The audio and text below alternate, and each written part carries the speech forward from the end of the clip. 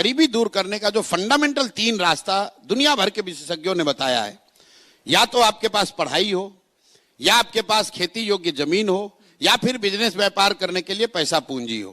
चौथा कोई रास्ता दुनिया में है ही नहीं।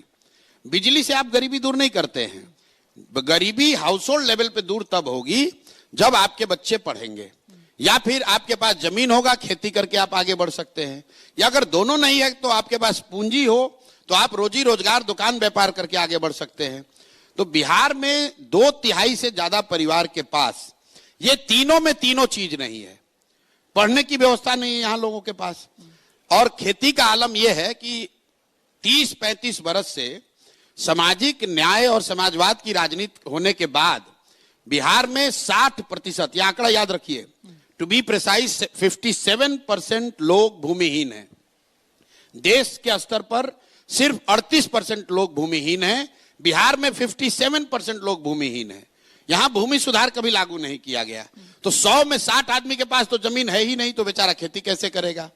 तीसरी बात रह गई पूंजी। मान लीजिए आपको पढ़ाई नहीं है, खेती नहीं है, फिर बिजनेस व्यापार करने के लिए क्यों नहीं स्थिति है? क्योंकि आपके पास पैसा पूंजी नहीं है। और उसकी 2 वजह है। पूंजी के 2 स्रोत हैं।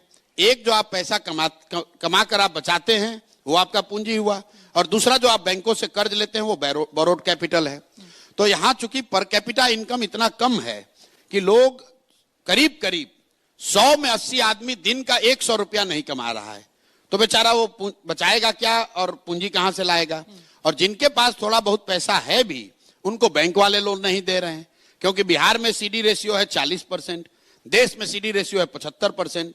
सीडी रेशियो मतलब जितना पैसा आपने बैंक में जमा किया, बैंक ने कितना पैसा वापस कर्ज के तौर पर समाज को दिया। तो बिहार के लोगों ने पिछले वर्ष जमा किया 4.25 लाख करोड़, और बैंकों ने सिर्फ कर्ज दिया 1,61,000 करोड़। बाकी पैसा उन्होंने भेज दिया गुजरात, तेलंगाना, आंध्र प्रदेश, महाराष्ट्र।